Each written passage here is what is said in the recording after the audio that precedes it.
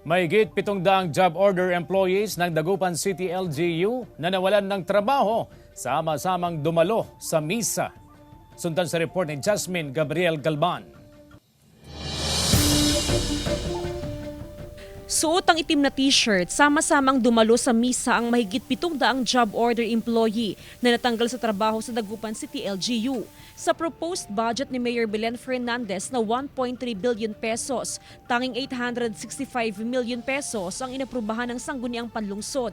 Kabilang sa naapektuhang budget ang dapat sanay pasahod sa mga job order employee. Ayon sa Committee on Budget, Finance and Appropriations, wala umanong isinumite na master release ng mga job order employees ang alkalde, kaya hindi nila isinama sa budget ang mga JO employees. Paraan daw ito upang maiwasan ang ghost employee at maipatupad ang transparency sa lungsod. Sakaling maisumite ng Executive Department ang pinal na listahan ng job order employees, maaari umanong amyendahan ng ordinansa ukol sa annual budget. Marami po kasing mga dokumento na hinihingi ang komite to support all the indicated appropriations doon sa annual budget. Isa na po dito ang mga job order employees, consultants in all offices sa ating gobyerno. Kaso po, hindi po naibigay yung mga listahan po ng mga pangalan kung ilang mga job order employees and consultants to support and to justify the amount.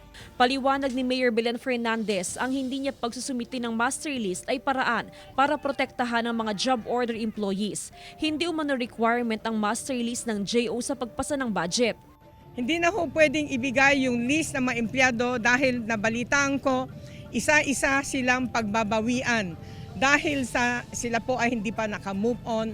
And ang balita ko, hinahanap po nila kung sino mga tao na yon na pinasok ko para pagbawian po sila. Kaya hindi ko po pwedeng ibigay sa kanila. Kakausapin daw ng alkalde ang City Legal Officer at ang DILG para pag-aralan ng legal na hakbang na pwedeng gawin. Matapos mawala sa serbisyo ang mahigit 700 JO, apektado ang operasyon ng diagnostic center.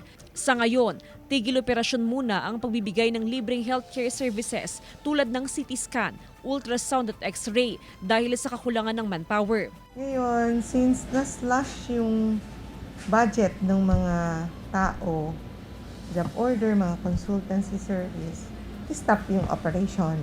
Kasi nga, hindi naman kami pwedeng mag-operate na wala yung mga yon. I mean, mag-x-ray, mag-ultrasound, ultrasound yung mismong ultrasonologist ang gagawa.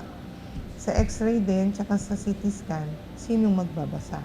Pero giit ng Committee on Budget, Finance and Appropriations, may budget sa health services at hindi kailangan na magtigil operasyon ng diagnostic center.